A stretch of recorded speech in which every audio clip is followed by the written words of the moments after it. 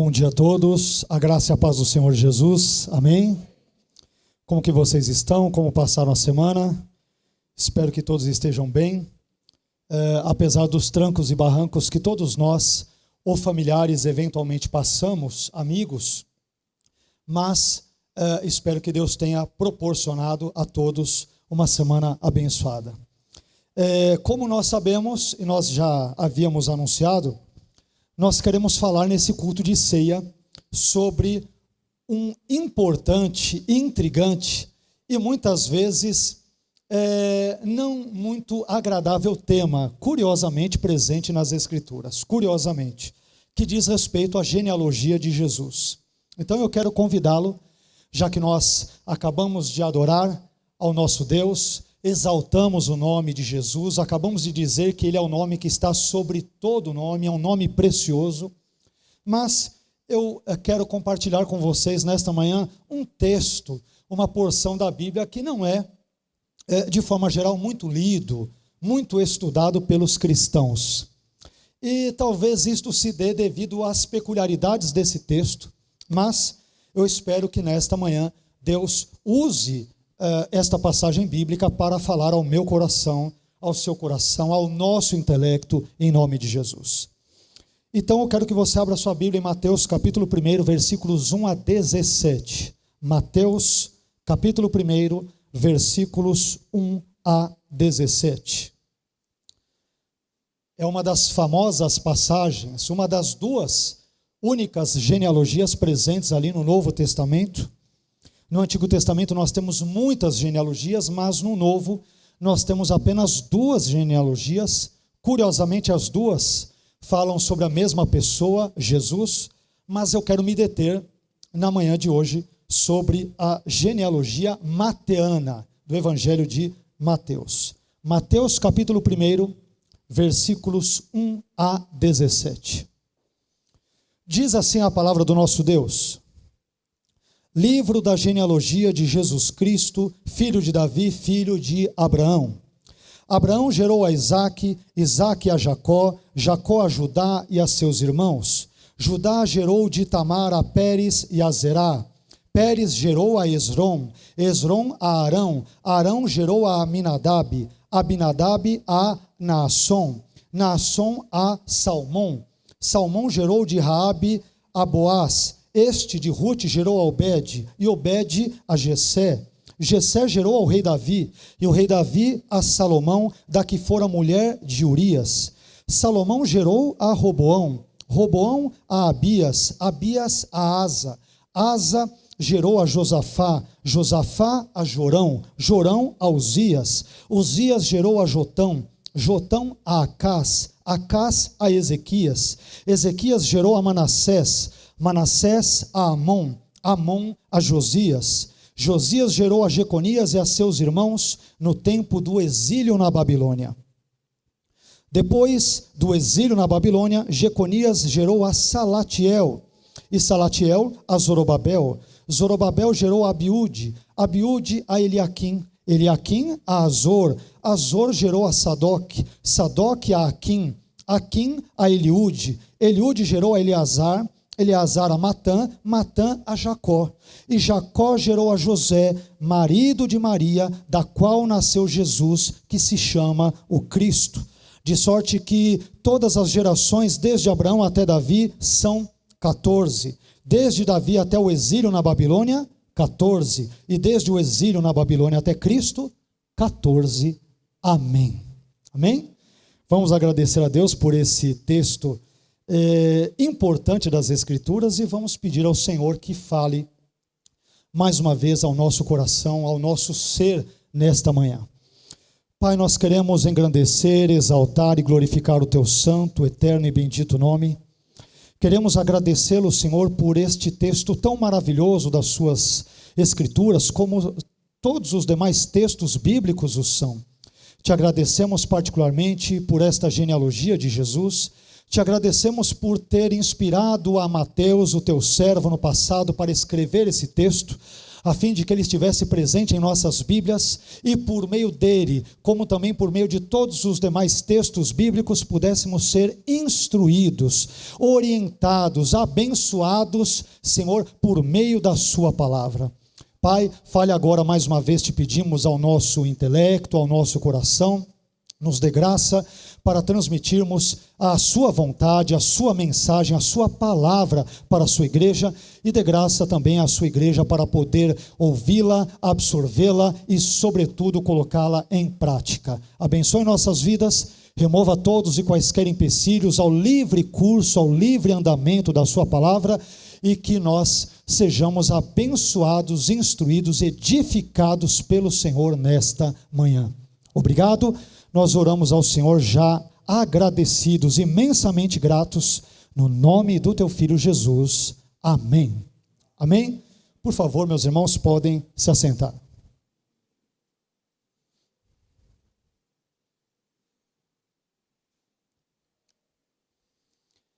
Hoje eu quero compartilhar com vocês algumas preciosas lições que nós podemos aprender com a genealogia de Jesus, registrada particularmente no Evangelho de Mateus, como nós acabamos de ler. Mas antes disso, eu creio que algumas informações introdutórias sobre o Evangelho de Mateus se façam necessárias, a fim de que contextualizemos e compreendamos melhor a nossa mensagem, a nossa exposição. Existem pelo menos 4 perguntas, eu diria, que nos ajudarão, nos auxiliarão a contextualizar a mensagem de hoje. A primeira pergunta é a seguinte: quem escreveu o Evangelho de Mateus? O Evangelho atribuído a Mateus, ele é, na verdade, um evangelho anônimo, visto que nenhuma de suas páginas, em nenhuma delas, o Evangelho menciona quem foi o seu autor. Além disso, o nome de Mateus ele só aparecerá nos títulos do Evangelho chamado de Mateus a partir do 2º século da nossa era e, portanto, somente a partir de então é que tal nome ele acaba sendo incorporado à tradição cristã posterior. Mas, não obstante esses fatos, existem boas razões para crermos, para acreditarmos que Mateus ele foi o autor do primeiro evangelho, do evangelho que leva o seu nome. Uma vez que, dentre tantos outros fatores, pais da igreja como Eusébio de Cesareia, Irineu de Leão e Orígenes, eles afirmaram isso em seus textos, isto é, que Mateus escrevera o primeiro dos 4 evangelhos. E o depoimento desses pais da igreja, ele acabou sendo aceito pela tradição cristã posterior ao longo da história, chegando na Idade Média, adentrando ela, passando pelo período da Reforma e chegando inclusive até os nossos dias. Uma segunda pergunta que nós podemos fazer, para entendermos melhor o contexto dessa genealogia, é a seguinte: onde e quando Mateus escreveu o seu evangelho? Onde e quando ele o escreveu? Embora nós não tenhamos como precisar, não tenhamos como descrever com exatidão esses tipos de informações, Mateus ele possivelmente escreveu o seu evangelho em Antioquia da Síria, em algum momento durante a década de 60 do primeiro século da nossa era. Existem estudiosos que colocarão o evangelho de Mateus depois da década de 70, especialmente em razão das referências feitas à destruição do templo em Jerusalém, no capítulo 24, mas grande parte dos estudiosos de viés mais conservador ou tradicional acabam situando Mateus no contexto da primeira década, ali a década de 60, melhor dizendo, do primeiro século da nossa era. Isso nos conduz a uma terceira pergunta introdutória importante, que é a seguinte: quem são os destinatários do Evangelho de Mateus? Para quem Mateus escreveu o seu Evangelho, o Evangelho que leva o seu nome? Ao que tudo indica, a partir de todos os dados que lemos nos 28 capítulos do Evangelho de Mateus, nós descobrimos que os destinatários de Mateus eram cristãos judeus, que já estavam familiarizados com os costumes judaicos e com o Antigo Testamento como um todo. E esse tipo de informação é importante para entendermos o teor da genealogia de Mateus capítulo 1, versículos 1 a 17. Esse tipo de informação é extremamente importante, visto que os destinatários do evangelho, da mensagem de Mateus, eram cristãos, mas cristãos judeus. Isso nos levará, por fim, a uma quarta importante pergunta para entendermos esta genealogia. E a quarta pergunta é por que o evangelho de Mateus foi escrito? Com que propósito? Meus irmãos, nós podemos mencionar pelo menos 5 boas razões, ou 5 bons motivos pelos quais o evangelho de Mateus foi escrito. Primeiro, Mateus foi escrito para demonstrar que Jesus é o rei messiânico prometido nas páginas do Antigo Testamento. Isso tem tudo a ver com o texto que nós acabamos de ler da genealogia de Jesus. Em segundo lugar, Mateus foi escrito para registrar que muitos judeus pecaram ao não reconhecer a messianidade de Jesus durante o seu ministério público no contexto do primeiro século da nossa era. Em terceiro lugar, Mateus foi escrito para demonstrar que o reino escatológico prometido por Deus, ele já fora inaugurado através da vida, morte, ressurreição e ascensão do nosso Senhor Jesus Cristo. Em quarto lugar, Mateus foi escrito para comprovar o reinado messiânico de Jesus, o fato dele continuar vigente e que ele pode ser visto, o reinado messiânico de Jesus pode ser vislumbrado na vida dos seus discípulos que creem nele e que buscam viver uma vida de acordo com os seus ensinamentos, com os ensinamentos do Mestre, do nosso Senhor Jesus. E por fim, uma quinta e última razão é que Mateus foi escrito para alimentar a esperança dos discípulos de Jesus, não apenas do primeiro século, mas os discípulos de hoje também, aqueles que seguem a ele hoje também, quanto à sua segunda vinda, que é tão certa como foi a primeira. Amém? Se Deus prometeu que Jesus viria e ele veio numa primeira vez, ele também prometeu que ele voltará numa segunda vez para nos buscar, e isto efetivamente, creiamos, haverá de acontecer no tempo certo, designado, determinado por Deus. Mas diante dessas informações, meus irmãos, introdutórias, voltemos agora a nossa atenção ao texto em si que nós acabamos de ler de Mateus 1, versículos 1 a 17. Mateus e Lucas, eles registram, como eu disse no início da minha fala, Mateus e Lucas registram as duas únicas genealogias do Novo Testamento. A diferença básica entre elas é que a genealogia de Jesus em Mateus capítulo 1, versículos 1 a 17, ela é descendente, visto que começa com Abraão e vai até Jesus, enquanto que a genealogia de Jesus em Lucas capítulo 3, versículos 23 a 38, ela é ascendente, uma vez que começa com Jesus e vai até Adão. Ora, mas por que Mateus ele começa o seu evangelho com uma genealogia? Isso é uma coisa um tanto quanto incomum na Bíblia, embora apareça em outros livros, especialmente veterotestamentários. Números começa com genealogia. Esdras, Neemias, ali tem muitas genealogias, nesses textos também. Mas quando nós vamos para o evangelho, que acaba sendo a ponte entre Antigo e Novo Testamentos, porque ele começa exatamente com uma genealogia.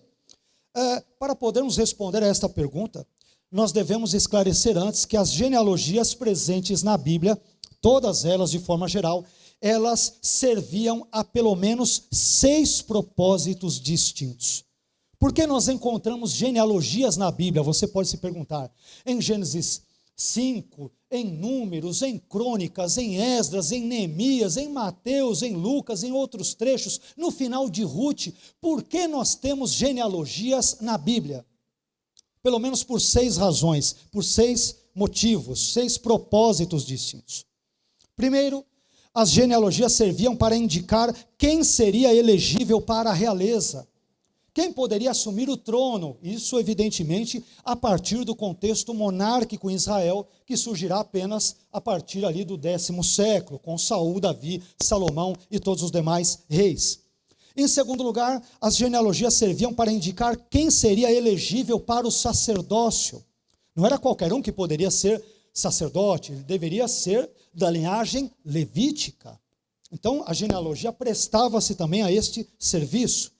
Em terceiro lugar, as genealogias também serviam como um indicativo do status social de uma família, de que tribo ela era. Uma tribo mais nobre, menos nobre, mais famosa, menos famosa, mais importante, menos importante, uma tribo que ficava mais ao norte, mais ao sul, mais ao leste, mais ao oeste e assim por diante. Eu aprendo também, em quarto lugar, que as genealogias elas serviam para fins de alistamento militar, para saber quantas pessoas iriam de uma tribo X, Zebulon, Issacar, Naftali, Gade e assim por diante. Em quinto lugar, as genealogias serviam para estabelecer a distribuição da terra entre as tribos, quem ficaria em que local, em que posição geográfica na Palestina do contexto antigo. E por fim, em sexto e último lugar, as genealogias serviam para o cumprimento da justiça quanto aos direitos hereditários de alguém.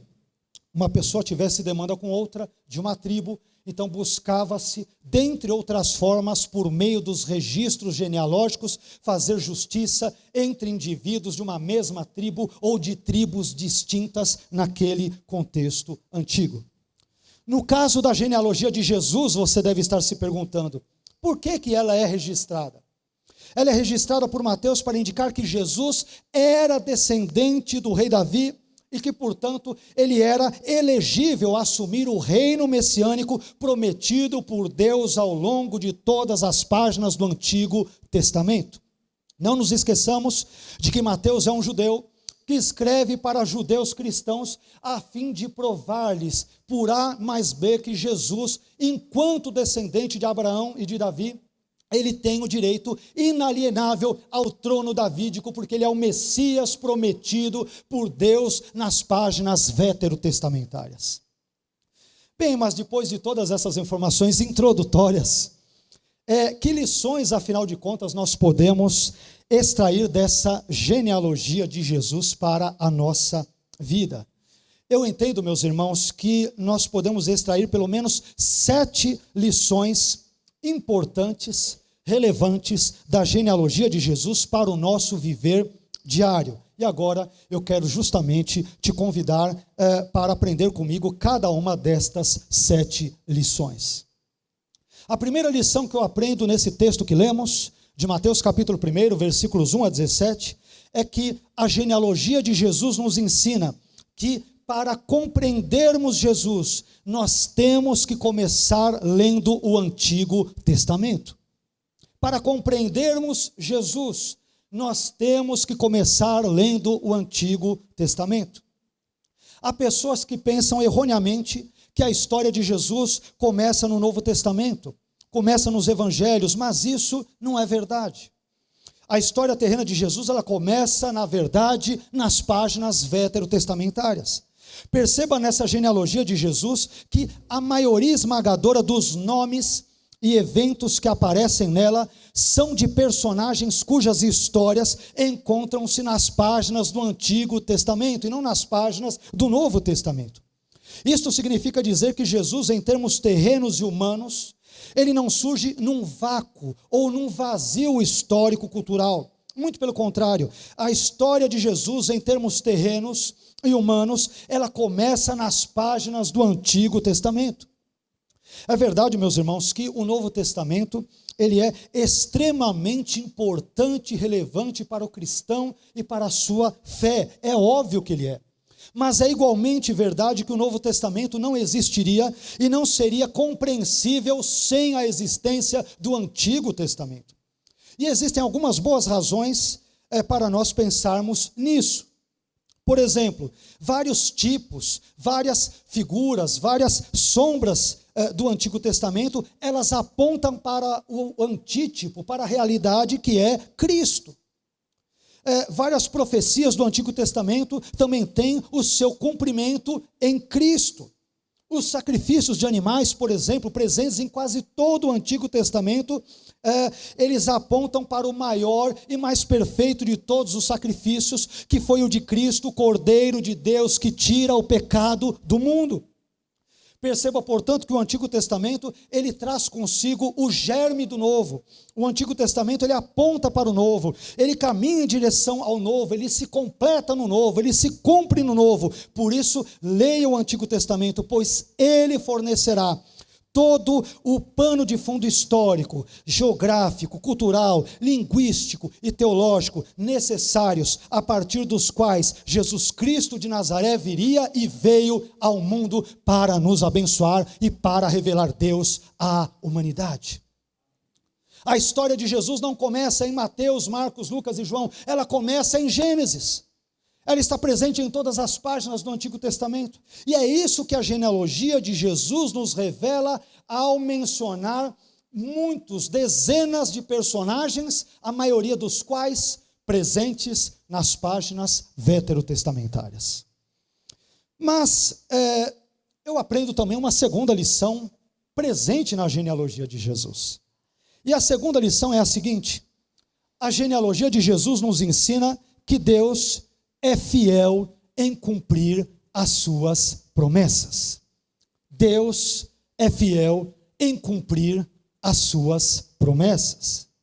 A genealogia de Jesus começa dizendo o seguinte, em Mateus capítulo 1 e versículo 1. Livro da genealogia de Jesus Cristo, filho de Davi, filho de Abraão. Para entendermos essa declaração, meus irmãos, nós devemos recuar bastante aqui, muito no tempo e na história.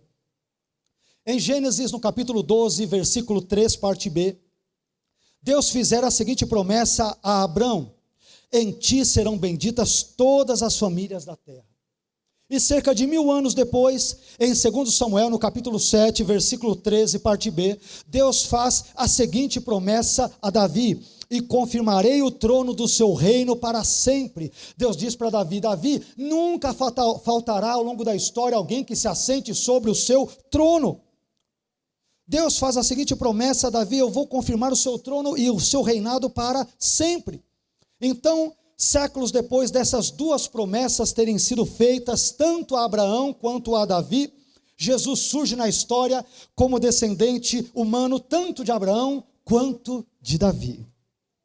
E, meus irmãos, não apenas isso, através da fé em Jesus, o descendente de Abraão, seriam benditas todas as famílias da terra que crescem nele, crescem em Jesus. E através do nascimento do rei Messias Jesus, que era descendente de Davi, Deus cumpriu a sua promessa feita a Davi, de que confirmaria o seu reino, o seu trono, o seu reinado para sempre. Olha que coisa interessante, em Lucas, no capítulo 1, versículos 26 e 27, e 31 a 33, nós encontramos o cumprimento dessa promessa feita a Davi, no contexto da vida de Jesus. Lucas capítulo 1, versículos 26 e 27, e 31 a 33. Olha que texto maravilhoso, notem o que diz o texto bíblico. E no 6º mês, foi o anjo Gabriel enviado por Deus a uma cidade da Galileia chamada Nazaré, a uma virgem desposada com um homem cujo nome era José. De onde era José? Da casa de Davi. E o nome da virgem era Maria. Agora vá para os versículos 31 e 32 e também 33. E eis que em teu ventre, o anjo está prometendo ali para Maria, e eis que em teu ventre conceberás, e darás à luz um filho, e pôr-lhe-ás o nome de Jesus. Este será grande e será chamado Filho do Altíssimo. Agora preste atenção no final do versículo 32 e no versículo 33. E o Senhor Deus lhe dará o trono de Davi, seu pai, e reinará eternamente na casa de Jacó, e o seu reino não terá fim. Aquilo que Deus prometera, Ele cumpre. Ele cumpre. Portanto, meus irmãos, a promessa feita a Abraão, de que nele seriam benditas todas as famílias da terra, e a promessa feita a Davi de que o seu reino duraria para sempre, se cumprem ambas na pessoa bendita, gloriosa e única de Jesus Cristo de Nazaré. Aquilo que Deus prometera a Abraão e a Davi, ele cumpriu em seu Filho Jesus Cristo ao longo da história. Isto quer dizer, meus irmãos, que se Deus prometeu nos conceder vida eterna através de Jesus Cristo, então Ele nos dará a vida eterna através de Jesus Cristo. Se Deus prometeu perdoar os nossos pecados, então Ele perdoará os nossos pecados por meio de Jesus Cristo. Se Deus prometeu que Jesus virá uma segunda vez para nos buscar, então acredite, Jesus virá uma segunda vez para nos buscar. Portanto, confie em Deus e em suas promessas, porque Ele e a sua palavra nunca falham. São lições preciosas que nós aprendemos aqui acerca da genealogia de Jesus. Isso nos conduz a uma terceira lição, terceira das 7 lições presentes nesse texto, entre outras que poderiam também ser extraídas. A terceira lição é a seguinte: a genealogia de Jesus nos ensina que Deus agiu providencialmente ao longo da história a fim de trazer Jesus ao mundo. A genealogia de Jesus nos ensina que Deus agiu providencialmente ao longo da história, a fim de poder trazer Jesus ao mundo. A expressão providência divina é o nome que os teólogos geralmente usam, eles dão ao governo de Deus sobre o universo, sobre a história e sobre as ações humanas, a fim de conduzi-los para o cumprimento dos seus propósitos soberanos, sábios e maravilhosos. Isso é a providência de Deus, a maneira como Deus age na história, na vida de povos, nações, na vida de indivíduos em particular, na natureza. O nome disso tudo em termos gerais em teologia é chamado de providência divina, o agir de Deus ao longo da história dele com os homens. Quando nós olhamos para a genealogia de Jesus, meus irmãos, uma das primeiras coisas que nos saltam aos olhos é a providência divina, é a maneira como Deus conduziu a história. Para que Jesus pudesse vir ao mundo, através da linhagem de Abraão e de Davi e de tantos outros descendentes deles, Deus teve que agir de forma sobrenatural, poderosa e gloriosa ao longo da história. Imagine por um momento todas as combinações possíveis de fatores que poderiam ter acontecido na história e que poderiam, em termos hipotéticos, em termos de hipótese, ter impedido o plano de Deus de trazer Jesus ao mundo. Imagine toda a combinação, grande, infinita de possibilidades, de ações, de reações, de encontros e desencontros que poderiam, hipoteticamente, em última análise, fazer com que Jesus não viesse ao mundo. Pense nisso.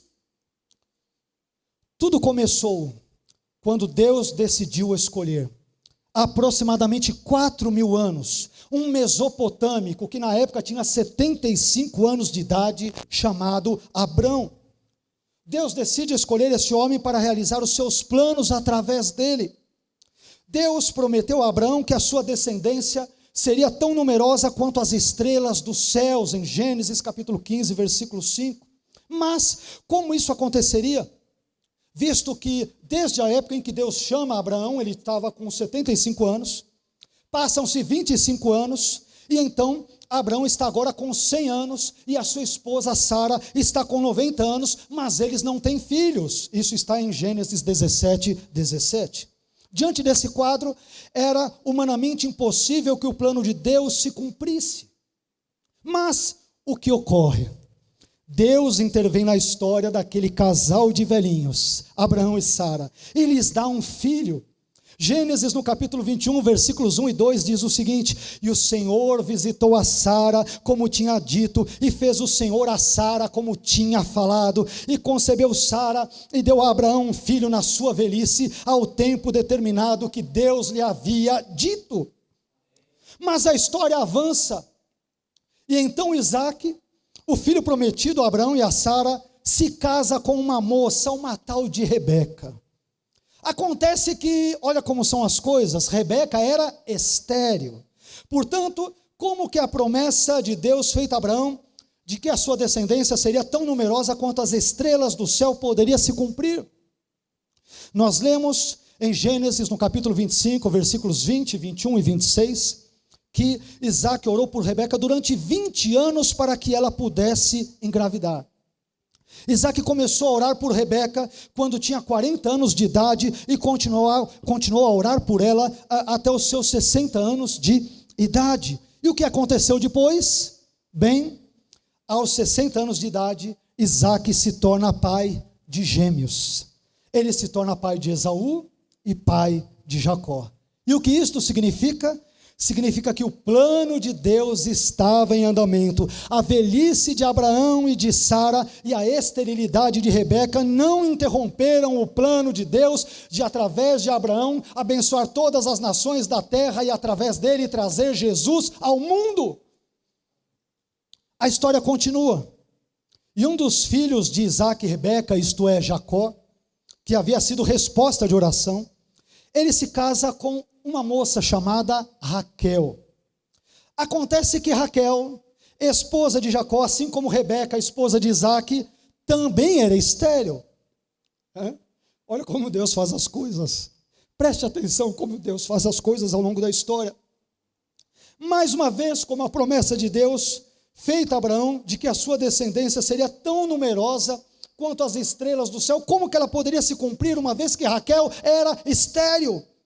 Raquel orou a Deus, pedindo-lhe um filho, e como resultado disso, nós lemos o seguinte em Gênesis 30, 22, e lembrou-se Deus de Raquel, e Deus a ouviu, e abriu a sua madre, e ela gerou filhos.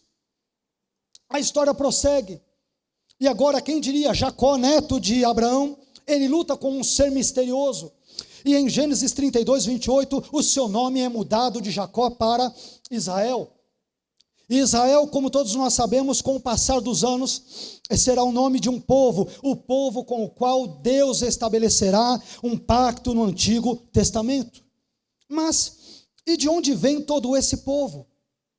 Esse povo, meus irmãos, veio inicialmente daquele casal de velhinhos, Abraão e Sara, que não podiam ter filhos. Perceba que a história do Messias, Jesus, resumida na genealogia de Mateus, é uma história de milagres e de ações sobrenaturais de Deus, é uma história da providência divina, porque o plano de Deus está em curso, nada e ninguém consegue impedi-lo ao longo da sua história com os homens e entre os homens. A história progride, e a história progride ainda mais, e por volta do 10º século a.C., o povo de Israel decide ter um rei, como todas as nações vizinhas também tinham esse rei. E esse rei, meus queridos, escolhido pelo povo é Saul. Em princípio, Deus não gostou dessa escolha e disse ao povo de Israel que ao escolherem Saul para reinar, eles o estavam rejeitando a Deus.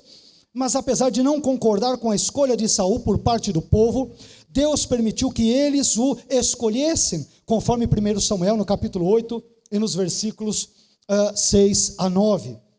Passam-se os anos, e Saul mostra-se um rei desobediente e rebelde, e portanto, Deus resolve tirá-lo do trono e colocar alguém em seu lugar. E quem é esse alguém? É o filho caçula de uma família de 8 irmãos, chamado Davi, filho de Jessé, conforme 1 Samuel, no capítulo 16, e versículos 1 a 13. Davi, meus irmãos, ele substitui a Saul no trono de Israel e torna-se o rei mais importante de toda a história de Israel. Contudo, embora Davi fosse considerado um homem segundo o coração de Deus, ele cometeu pecados graves, como por exemplo o seu adultério com Batseba, mulher de Urias, e ele também tramou de forma perversa, sórdida e cruel a morte de Urias, conforme 2 Samuel no capítulo 11. E a lei dizia, devemos nos lembrar, que o pecado de adultério, ele deveria ser punido com a morte, conforme Levítico capítulo 20, versículo 10. Logo, tanto Davi quanto Batseba deveriam experimentar a pena de morte conforme a Torá prescrevia. Mas parem um pouco para raciocinar comigo. Se Davi morresse antes de gerar descendência, como se cumpriria o propósito divino de trazer o Messias através da sua linhagem? Como? Como Jesus seria o filho de Abraão e o filho de Davi? Como se Davi morresse e não deixasse descendentes? O que acontece então na história? Davi se arrepende dos seus pecados. E Deus então graciosamente poupa a sua vida. Como punição, todavia, pelo pecado de Davi e Batseba, o filho deles morre. Mas como Deus prometera a Davi em 2 Samuel 7,13, que confirmaria o seu trono e o seu reinado para sempre, então, do relacionamento entre Davi e Batseba, nasce um novo filho, Salomão, a quem a Bíblia diz que o Senhor amou, porque era o filho da linhagem davídica, de quem viria lá na frente Jesus Cristo de Nazaré. Percebam como a história se desenvolve, meus irmãos. Depois de Salomão, como você pode acompanhar a partir de Mateus capítulo 1, versículo 7, vários outros personagens bíblicos entram em cena. Roboão, Abias, Asa, Josafá, Jorão, Uzias, Jotão, Acás, Ezequias, Manassés, Amon, Josias, Jeconias, e depois ocorre o cativeiro babilônico. Depois do cativeiro babilônico, pulando algumas gerações à frente, nós nos deparamos com o versículo 16, Mateus 1,16, que diz que Jacó gerou a José, marido de Maria, da qual nasceu Jesus, que se chama o Cristo. Embora José venha da linhagem de Davi, conforme vários textos bíblicos indicam, existem estudiosos que questionam Maria, se Maria também veio da linhagem de Davi. Mas apesar desses questionamentos, a análise criteriosa de vários textos bíblicos, 2 Samuel 7, versículos 12 e 13, Lucas 1, 32 e 69, Atos 2, 30, dentre tantos outros, dissipam toda a dúvida quanto a isso. Portanto, José, da linhagem de Davi, ele foi o pai de Jesus no sentido legal, enquanto que Maria, também da linhagem de Davi, foi mãe de Jesus no sentido mais natural, obviamente, sobre ali a obra do Espírito Santo trabalhando na sua vida. E diante disso tudo que eu mencionei, você sabe por que Jesus veio ao mundo? Porque Deus decidiu agir providencialmente ao longo da história. Deus fez com que Sara, uma mulher de 90 anos, desse à luz. Depois ele tornou férteis Rebeca e Raquel, que até então eram estéreis. Na sequência, Deus formou um povo, o povo de Israel. Deus preservou esse povo ao longo da história. Desse povo veio Davi. Davi pecou de forma grave, Deus poderia fulminá-lo, mas graciosamente Deus o sustenta, porque através dele é que viria o Messias, Jesus Cristo de Nazaré. E todos os demais descendentes de Davi, de Salomão e da sua prole também são preservados e protegidos por Deus, até que séculos depois, Jesus de Nazaré, Deus se faça homem na pessoa do seu bendito e único Filho. A genealogia de Jesus, meus irmãos, nos mostra um Deus que age providencialmente na história. E isto significa que você não precisa temer o dia de amanhã, porque o Deus da providência tem a história nas suas mãos. O Deus da providência, ele governa sobre os eventos do mundo. O Deus da providência governa sobre a sua igreja. O Deus da providência governa sobre todos os acontecimentos do mundo. Portanto, lancemos sobre ele toda a nossa ansiedade, porque ele tem cuidado de nós. Amém? O Deus da genealogia de Jesus Cristo me ensina a descansar nele, me ensina a confiar nele, me ensina a esperar nele, porque se ele foi fiel para trazer Jesus, mesmo depois de tantos encontros e desencontros ao longo de séculos e séculos, ele pode cuidar muito bem da minha vida e da sua vida, das minhas situações e das suas, dos meus males e dos seus. Ele pode perfeitamente nos restaurar e nos abençoar para a sua glória. Isso nos faz pensar numa quarta lição. A quarta lição que eu aprendo na genealogia de Jesus é a seguinte: a genealogia de Jesus nos ensina, preste atenção nesse ponto, especialmente você que é pai, mas vale para os filhos também, pais e filhos. A quarta lição que a genealogia de Jesus nos ensina é que pais piedosos nem sempre terão filhos igualmente piedosos. Pais piedosos, homem de Deus, mulher de Deus, pessoas crentes, tementes a Deus, nem sempre terão filhos igualmente piedosos. O que eu vou dizer agora é de conhecimento de todos nós temos exemplo disso, ou na nossa família, ou em vizinhos, ou em conhecidos, ou irmãos de outras igrejas, isso é amplamente conhecido. Mas note os seguintes trechos dos seguintes versículos de Mateus capítulo 1. Mateus 1,8 diz que Josafá gerou a Jorão. É um trava-língua, né?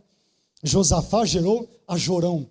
Aqui esse Jorão é melhor compreendido como Georão, porque tem outro Jorão na Bíblia que não deve ser confundido como esse. Então, Jorão aqui seria mais corretamente traduzido como Georão. Mateus 1,10 informa que Ezequias gerou a Manassés. E Mateus 1,11 declara que Josias gerou a um tal de Jeconias. Ora, o que esses trechos da genealogia de Jesus têm em comum? Todos eles têm em comum o fato de descreverem pais piedosos, Josafá, Ezequias e Josias, que foram homens de Deus, que todavia tiveram filhos não piedosos, filhos ímpios, Jorão, Manassés e Jeconias. Em outras palavras, esses trechos desses versículos descrevem homens de Deus que todavia tiveram filhos maus, filhos ímpios. E você sabe por que isso acontece? Porque, como Matthew Henry muito bem observou, a graça ela não corre no sangue, mas a corrupção sim. Portanto, o pecador gera pecador, mas santo não gera santo. Isso quer dizer, meus irmãos, que pais, devido à sua natureza decaída e pecaminosa, eles não podem fazer nada além do que gerar filhos igualmente decaídos e pecadores. Isto significa dizer, em outras palavras, que embora a natureza corrompida do primeiro Adão seja transmitida hereditariamente para todas as pessoas, contudo a natureza santa do último Adão, Jesus Cristo, ela não é transmitida hereditariamente. Dito de outra forma ainda, a piedade, a santidade e a vida com Deus não são características transmissíveis de pai para filho. O seu filho, ele pode herdar a cor da sua pele, a cor dos seus olhos, a cor dos seus cabelos e até traços do seu temperamento, mas o seu filho, ele não pode herdar as suas características espirituais. Isto significa, como eu disse em outras ocasiões, que nem sempre filho de crente, crentinho é. Aliás, muitas vezes, com perdão pela expressão, muitas vezes filho de crente, cretino é. Nós demos alguns exemplos nesse caso. Portanto, pais, deem um bom testemunho para os seus filhos. Você que é pai e mãe, deem um bom testemunho para os seus filhos. Sejam exemplos de pai e mãe. Sejam exemplos de marido e de mulher, de esposa. Sejam pessoas de oração e de vida com Deus. Mas não se esqueçam de que tudo isso não fará com que os filhos de vocês sejam necessariamente filhos piedosos. E vocês sabem por que isso acontece? Porque cultivar uma vida piedosa é como a senha do banco. É uma responsabilidade individual e intransferível. Pais podem e devem influenciar positivamente a vida e o caráter, a vida espiritual, o caráter, a índole dos seus filhos. Mas essa influência, meus irmãos, por melhor que seja, ela não irá garantir, ela não irá assegurar que os seus filhos sigam os seus caminhos. É por isso que nós vemos por aí vários e vários casos de pais cristãos que, não obstante serem tementes a Deus, têm filhos ímpios. Quem não conhece aqui? Ninguém, nenhum casal ou qualquer outra família que não tenha algo mais ou menos semelhante a isso. Portanto, filhos, prestem bem atenção nisso, no que eu vou dizer. A salvação é algo pessoal. Isso significa que para vocês serem salvos, não basta serem filhos de cristãos, de crentes, de um pai que é um homem de Deus e de uma mãe que é uma mulher de Deus. Vocês mesmos é que devem se arrepender dos seus pecados e se converter, pois a santidade não é hereditária.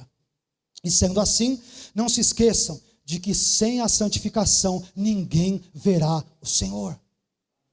Se o seu pai e a sua mãe agirem de forma santa, forem homens de fato de Deus, mulher de Deus, eles serão salvos. Mas você corre o risco de, sendo filho ou filha de pais piedosos, corre o risco de morrer, ir direto para o inferno, porque a santidade dos seus pais não é transmitida automaticamente para a sua vida, embora a corrupção deles o seja, a chamada depravação total. Então, se preocupe com a sua vida espiritual diante de Deus. Isso nos leva a uma quinta e antepenúltima lição.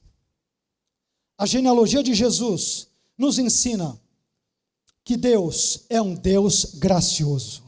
Nós cantamos muito isso aqui, não é isso? Deus é um Deus gracioso. A genealogia de Jesus nos apresenta um pujante, um vigoroso, um enérgico testemunho da graça de Deus.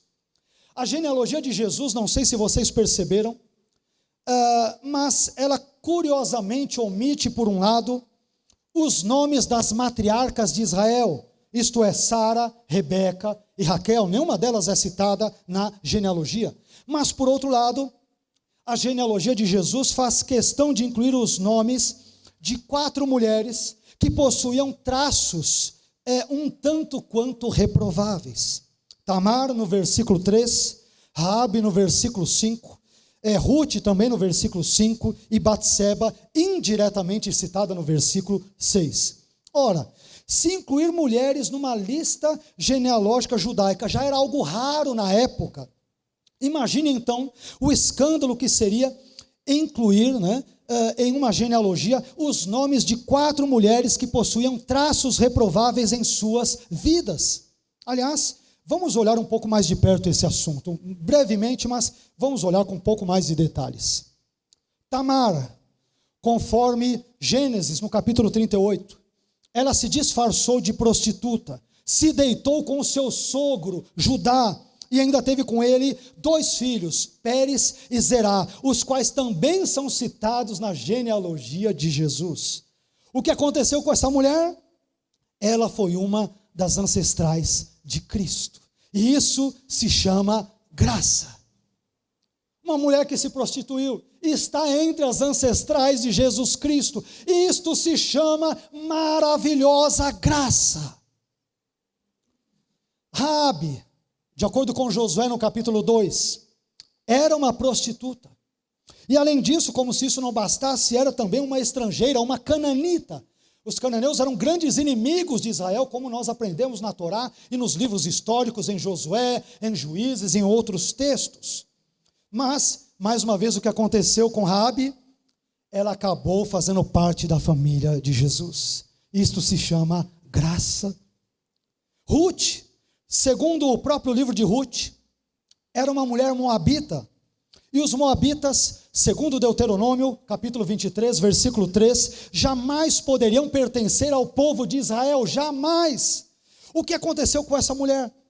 Em Ruth, no capítulo 1, versículo 16, Ruth, em meio a toda uma tragédia pessoal, a fome, a perda ali do seu sogro, do cunhado e do marido, ela apresentou uma das mais belas declarações de fé da Bíblia. Ruth disse o seguinte para a sua sogra Noemi: o teu povo é o meu povo, o teu Deus é o meu Deus. Sabe o que aconteceu com Ruth? Segundo a lei de Moisés, meus irmãos, ela jamais deveria pertencer ao povo de Israel. Mas segundo a graça de Deus, Ruth se casou com Boaz e acabou se tornando bisavó de Davi, de quem viria o Messias séculos depois. Sabe o que é nome disso? Isto se chama graça. Uma moabita, ela não apenas entra para a história de Israel, mas se torna bisavó de Davi, daquele de quem Jesus viria. Isso é graça. Por fim, Batseba, de acordo com 2 Samuel, no capítulo 11, foi uma mulher adúltera, pois ela traiu o seu marido Urias com o rei Davi. E mais uma vez eu pergunto, você sabe o que aconteceu com essa mulher? Batseba se torna mãe de Salomão e, portanto, se torna uma das ancestrais de Jesus, porque isto se chama graça. A inclusão dessas 4 mulheres na genealogia de Jesus duas prostitutas, uma moabita e uma adúltera, além de todos os demais que são pecadores, evidentemente, demonstra claramente aquilo que Paulo ensinou em Romanos 5:20, onde o pecado abundou, superabundou a graça. Essas mulheres, meus irmãos, elas foram incluídas na família de Jesus por um ato de pura e divina graça. E algo parecido, graças a Deus, também aconteceu comigo e com você. Antes, quando éramos descrentes, nós não pertencíamos à família de Deus. Mas quando pela graça de Deus e mediante a fé, nós recebemos a Cristo como nosso Senhor e Salvador, então nós fomos inseridos, incluídos na família de Deus. É por isso que Paulo dirá o seguinte em Efésios, no capítulo 2 e versículo 19, assim que já não sois estrangeiros, nem forasteiros, mas concidadãos dos santos e da família de Deus. O que Deus fez com Tamar, Raabe, Ruth e Batseba, Ele também fez comigo e com você. A graça divina nos incluiu na família de Jesus Cristo. A misericórdia divina nos resgatou do pecado e nos transportou para o reino do Filho do seu amor. E Deus nos amou, meus irmãos, não porque havia algo de bom em nós, mas porque todo o bom, ou todo o bem, melhor dizendo, reside nele e somente nele. Isso nos encaminha para uma sexta e penúltima lição. Eu aprendo também em sexto e penúltimo lugar, que a genealogia de Jesus nos ensina que Deus ama todos os povos. A genealogia de Jesus nos ensina que Deus ama a todos os povos. Todos os povos. Quando eu olho para a genealogia de Jesus, eu curiosamente, num livro escrito por um judeu e destinado para judeus, eu curiosa e estranhamente, e graciosamente percebo que não há apenas judeus na genealogia de Jesus, mas também há gentios, há estrangeiros, como Raabe no versículo 5, que era cananita, e Ruth, também no versículo 5, que era moabita. Talvez nós poderíamos incluir aqui Batseba, que talvez fosse hitita, visto que ela era esposa de Urias, o heteu. Então, possivelmente, nós temos uma terceira pessoa, nesse caso também, gentia ou estrangeira. Aliás, Ruth, a moabita, como nós falamos agora há pouco, ela se tornou simplesmente bisavó do rei Davi. Isto significa, meus irmãos, que Deus não tinha um propósito apenas com os judeus, mas também tinha e tem um propósito com os gentios. E se você duvida que Deus tenha um propósito com os gentios, basta você dar uma olhada para a pessoa que está ao seu lado. Você verá o propósito de Deus para com os gentios. Eu estou vendo isso aqui nessa igreja. Entretanto, devemos nos lembrar que na época do Novo Testamento, havia uma profunda separação, uma profunda inimizade, uma aguda cisão entre gentios e judeus. Havia uma inimizade muito grande. Os gentios eram considerados pessoas impuras, já os judeus eram considerados pessoas santas. Os gentios eram considerados pessoas mais afastadas de Deus. Os judeus, eles eram considerados pessoas mais próximas de Deus. Aliás, esta separação entre gentios e judeus era ainda mais perceptível, mais notória, mais clara nas divisões estruturais do Templo de Jerusalém. Preste bem atenção nos detalhes que eu vou te dar a esse respeito e você vai entender o porquê de eu dizer isso no contexto da genealogia de Jesus. Você vai entender exatamente onde eu quero chegar. O Templo de Jerusalém, meus irmãos, ele possuía vários átrios, dispostos em ordem crescente de santidade e de separação. Preste bem atenção nisso. O átrio mais externo do templo era o chamado átrio dos gentios, onde qualquer homem de qualquer nacionalidade podia entrar, inclusive os israelitas, qualquer um poderia entrar até ali, até o átrio dos gentios. Depois havia o átrio das mulheres, além do qual as mulheres não poderiam ir, a não ser que fosse para realizarem algum tipo de sacrifício prescrito pela lei. Depois, em seguida, havia o átrio dos israelitas, além do qual nenhum leigo, nesse contexto, israelita, ele podia passar. E, por fim, nós temos o átrio dos sacerdotes, na extremidade do qual ficava o templo, propriamente dito, e o lugar santo, o santo dos santos, e assim por diante.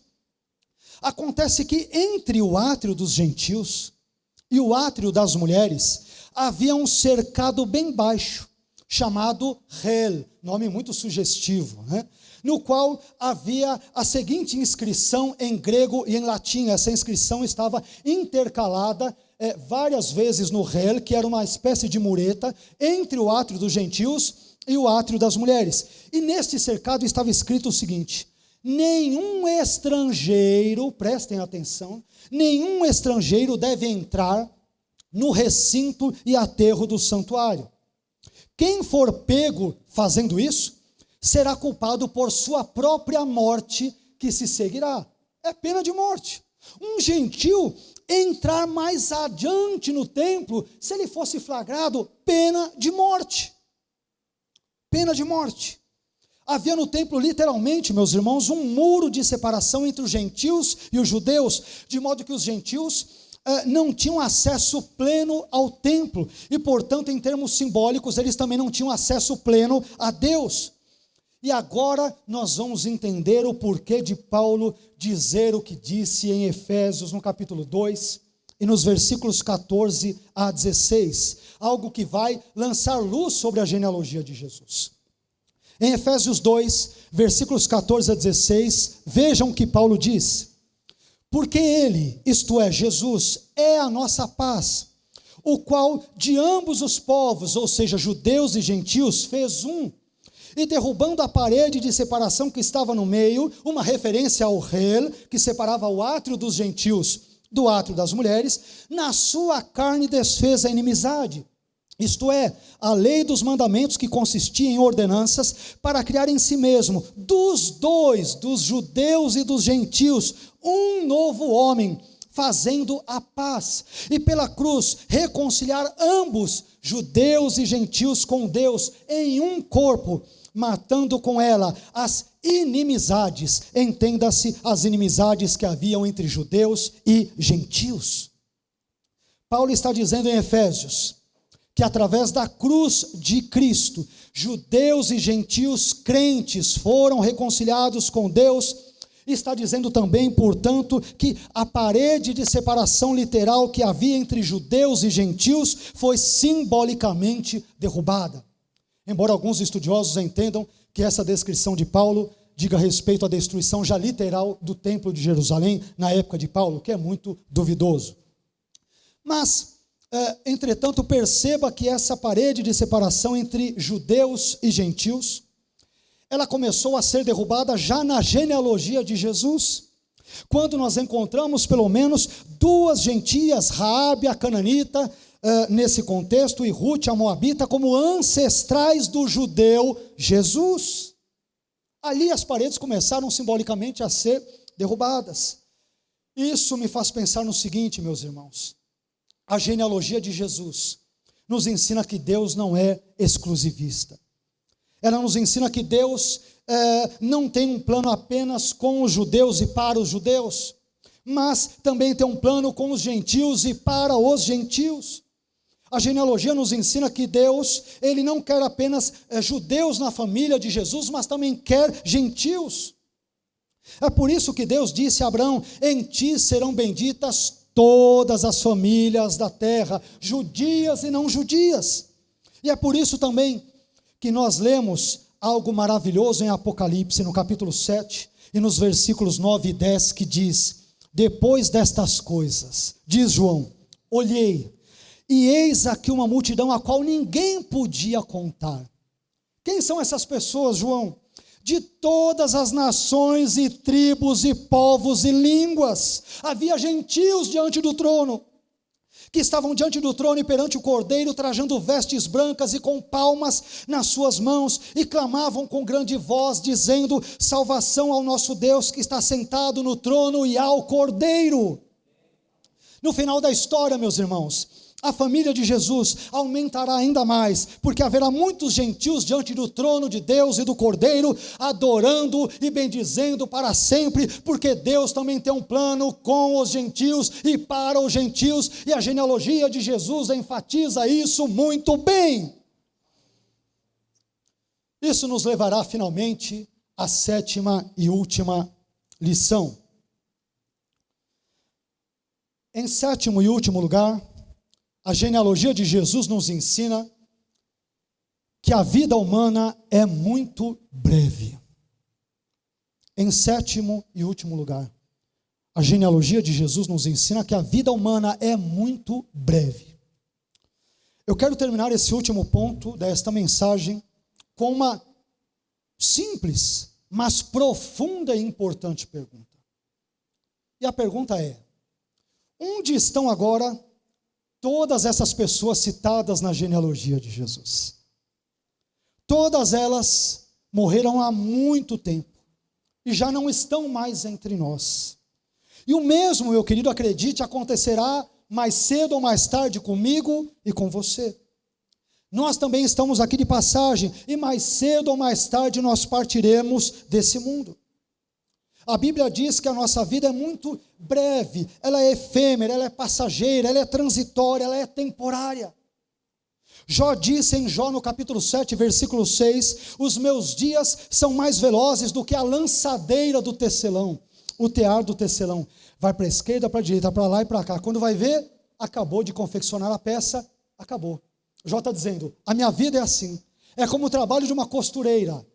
Contextualizando para a nossa época, terminou a obra da costura, acabou a obra, acabou tudo. Jó está dizendo, o meu dia é como isso. Em outro contexto, no Salmo 90, versículo 9, o salmista disse uma coisa muito importante.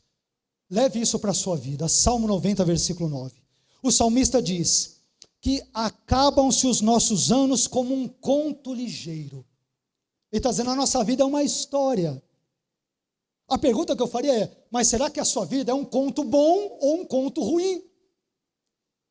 A nossa vida é uma história, o salmista diz, é uma mera história. Você conta uma história rapidinho, quando vai ver a história acaba. A nossa vida é como uma história, ela passa muito rápido.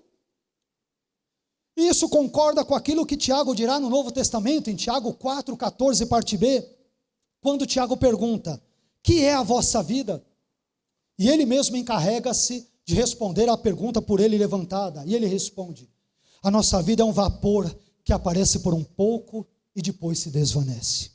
Meu irmão, a vida humana é breve demais para ser desperdiçada com coisas que não valem a pena. Eu vou repetir. A nossa vida é breve, é curta demais para ser desperdiçada com coisas que não valem a pena. Por isso, não existe nada que seja mais urgente na vida de alguém, de um ser humano, do que pertencer à família de Jesus. E Jesus nos ensinou como nós podemos fazer isso. Quando nós obedecemos à vontade de Deus, nós então estamos nos tornando membros da família de Jesus. Foi o próprio Jesus quem disse isso em Mateus no capítulo 12 e versículo 50, quando ele afirmou o seguinte, porque qualquer que fizer a vontade do meu Pai que está nos céus, este é meu irmão e minha irmã e mãe. Isto é, ele é alguém da minha família. Então, se você quer pertencer à família de Jesus, você tem que recebê-lo como seu Senhor e Salvador pessoal. Encerro aqui nesse trecho desse último ponto, citando João no capítulo 1, versículos 11 e 12, que diz o seguinte, Jesus veio para o que era seu povo, os judeus, os israelitas, mas os seus não o receberam, eles o rejeitaram. Versículo 12, mas a todos quantos o receberam, deu-lhes o poder de serem feitos, de serem transformados em filhos de Deus, a saber, aqueles que creem no seu nome. Por isso não saia daqui hoje, meu irmão, não saia daqui nessa manhã, sem receber antes a Jesus, como Senhor e Salvador da sua vida. Eu quero concluir esta mensagem relembrando que hoje nós aprendemos várias lições sobre a genealogia de Jesus. Em primeiro lugar, a genealogia de Jesus nos ensinou que para compreendermos Jesus, temos que começar lendo o Antigo Testamento e não os Evangelhos. Os Evangelhos são importantes. Leia os Evangelhos, estude toda a Bíblia. Mas se quisermos conhecer melhor Jesus, temos que começar pelo Antigo Testamento. Em segundo lugar, a genealogia de Jesus nos instruiu que Deus é fiel em cumprir as suas promessas. O que Ele promete, Ele cumpre. Ele não é homem para que minta, não é filho do homem para que se arrependa. O que Ele prometeu, Ele cumprirá. Em terceiro lugar, a genealogia de Jesus nos revelou que Deus agiu providencialmente ao longo da história a fim de poder trazer Jesus ao mundo. Não importa se Ele escolheu velhinhos, entre as pessoas da genealogia de Jesus tinham mulheres estéreis. Ele agiu na vida de todos e todas a fim de realizar o seu plano sábio, poderoso e maravilhoso. Em quarto lugar, a genealogia de Jesus nos informou que pais piedosos nem sempre terão filhos igualmente piedosos. Em quinto lugar, a genealogia de Jesus nos mostrou que Deus é um Deus gracioso. Há prostitutas na genealogia de Jesus. Há uma moabita que foi bisavó de Davi na genealogia de Jesus. Há adúltera na genealogia de Jesus. Há pecadores na família de Jesus, na genealogia dele, porque ele justamente veio para salvar aquilo que se havia perdido. Ele veio para salvar a minha vida e salvar a sua vida. Veio para nos curar e para nos abençoar. Nós também vimos, em sexto lugar, que a genealogia de Jesus nos explicitou que Deus ama todos os povos, não apenas judeus, mas também gentios, incluindo a sua vida e a minha vida. E por fim, em sétimo e último lugar, a genealogia de Jesus nos indicou que a vida humana é muito breve. E sendo assim, meu irmão, não desperdice, mais uma vez, repito, a sua vida com coisas que não valem a pena. Ame a Deus. Ame ao seu próximo, ame a sua família e sirva a Deus com todo o seu coração, entendimento e forças, e que Ele te abençoe hoje e sempre para a sua glória. Amém? Quero te convidar a ficar em pé, vamos orar?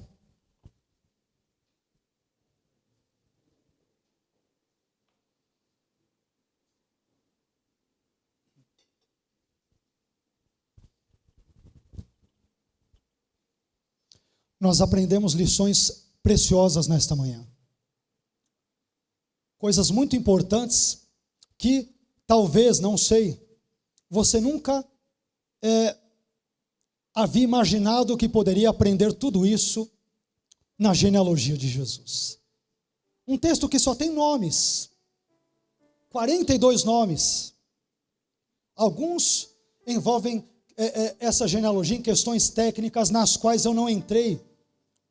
Se nós temos dois grupos de 14, o terceiro de 13, deveríamos, portanto, repetir o nome de Jeconias, não deveríamos repetir o nome de Davi. Não entrei nessas questões mais técnicas. Eu busquei extrair lições mais espirituais e práticas para a vida dos irmãos. Eu espero que essa mensagem, sinceramente, tenha abençoado a sua vida. Amém? Mensagens como esta de hoje, e como tantas outras já pregadas e que ainda serão pregadas, nos ensinam que nós não devemos desprezar nenhuma parte das Escrituras. Toda a Bíblia é a palavra de Deus, toda ela. Não só aquelas partes que nos são convenientes. Às vezes amamos os evangelhos porque eles falam da vida de Jesus. E olhamos meio tortuosamente, confesse, Deus conhece o meu e o seu coração. Olhamos assim meio de esguio para Levítico, a gente até fecha os olhos, né? E até nos perguntamos, meu Deus, por que Levítico está na Bíblia? Por que Sofonias está na Bíblia? Por que Obadias está na Bíblia? Por quê? Por que há tantas genealogias na Bíblia?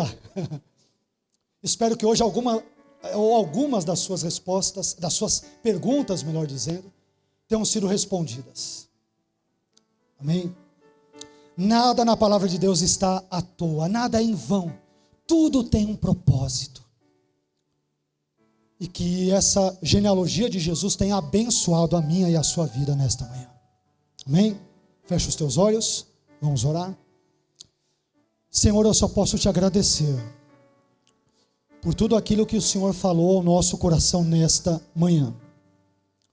Obrigado, Senhor, pela vida dos meus irmãos, irmãs, todos nós pecadores que graciosamente, pela sua graça, pelo seu amor, o Senhor incluiu na família de Jesus, no rol dos familiares de Jesus.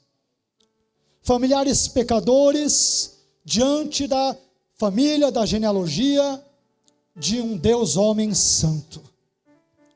Te louvamos por isso, Senhor. Porque nós não somos melhores do que nenhum dos nomes presentes nesta genealogia. Como eles pecaram, nós também pecamos. Mas nós te pedimos, por favor, que o Senhor nos alcance pela sua graça. Que o Senhor perdoe os nossos pecados. E que nesta manhã de ceia, em que o Senhor nos convida a participarmos da mesa com teu Filho Jesus, que o Senhor, por favor, perdoe os nossos pecados, perdoe os meus pecados, os pecados dos meus irmãos e irmãs. Obrigado por ter enviado Jesus. Obrigado por providencialmente ter guiado e agido na história, ter conduzido a história, a fim de que nós conhecêssemos Jesus, aquele que é o único caminho que nos leva a Ti. Te louvamos por tudo, Senhor. Fica conosco nesta manhã. Nos abençoe neste momento em que nós partilharemos do pão e do vinho, e que tudo isso exalte o Seu nome, hoje e sempre, em nome de Jesus. Amém.